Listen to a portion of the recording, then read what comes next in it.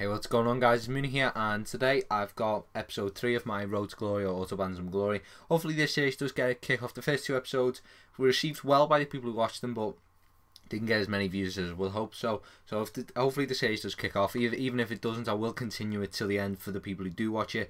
But otherwise, I will just switch to the squad builders and player reviews. But otherwise, I'm enjoying making the series, so I don't really mind making it, of course. But nice diving header from Fair there, who is a top player. I think I mentioned that in the last episode or the first episode. Got him in one of my packs, and he is really good. And if you're building an Eredivisie side, I'll probably put him in. He's cheap as well, and it was a bit baggedy there, but I saw it as his own fault to bring the keeper out, so it wasn't really my problem. If he's going to bring his keeper out like that, he's got to accept the consequences. And then Alano, I think that, yeah, it was Alano, an absolute screamer, underside of the crossbar and bounces over the line, fortunately enough for me. But again, this game, it was poor defending from me. He just seemed to, I think, and again, shouldn't have made the slide tackle there. Should have just stood my ground. But we ended up winning that game 3-1. And of course, as the series does progress, I will be talking a lot more about the gameplay.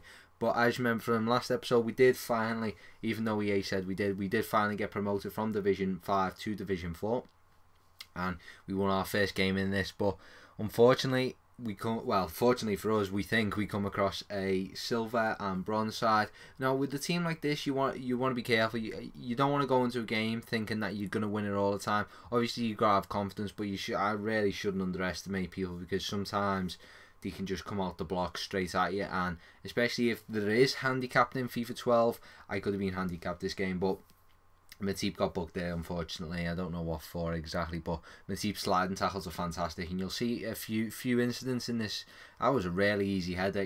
I pulled away from the defence, but no one followed me into easy header. Not going to miss that. But you'll see a few instances in this series where Matip makes a really good sliding tackle, but then he gets a foul, red carded or penalty, and I will show you, and I do get the ball, and again, Diouf making a good finish there as well.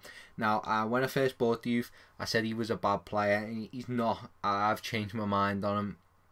And nice chip there, but I read it like a book. Matip came across, covered it, but then I made a stupid mistake. Instead of absolutely hoofing it, I passed it to him and he got a goal back, which I was a bit disappointed about. But we go up the other end, and Varinia takes a nice finesse finish there. Very, very easy there. He's brought his keeper out.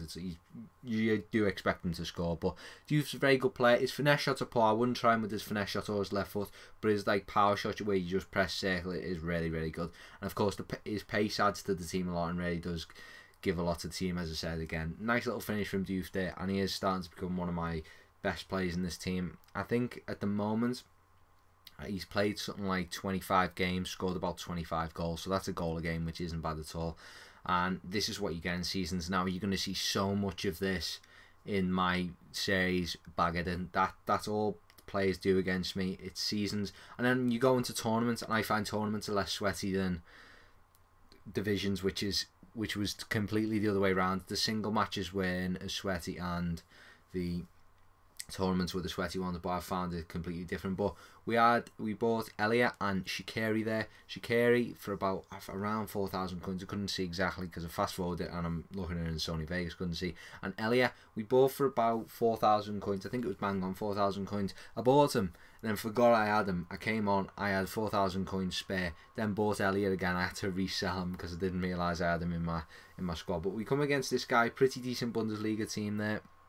And Goethe, I don't know, he's about 18,000 coins, whilst Muller with better, I think he's got better stats, Muller, than Goethe, and even though he's the same rating, then gets it's so much there, which I don't understand, maybe because he's got 89 dribbling, but he gets a really lucky goal there. Weidenfeller makes a decent save, but not a fantastic save, but you've with a really good finish there to bring us level 1-1, but then again, he's on the attack there.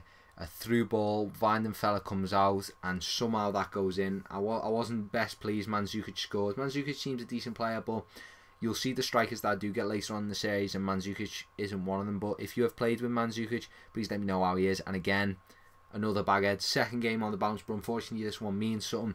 He puts himself 3-1 in the lead in the 90th minute. I had to push forward to 2-1.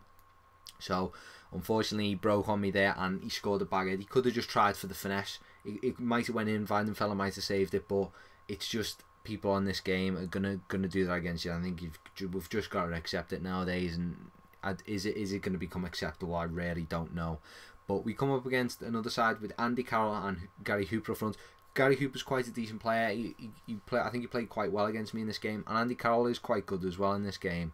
But again, nice little play from him there. I should have closed them down and see Gary. I think that is, yeah, it was Gary Hooper. Very, very nice shot there. Just Weidenfeld, I couldn't do anything about. You can't really blame it. So I go up the other end with the youth again. Really nice through ball. Great control by Shaqiri, and a lovely finish into the bottom left-hand corner. But again, from his corner, we go on the counter-attack. This team is quite good at counter-attack, especially when you've got the likes of Diouf, Shaqiri, Virinha and Elliott.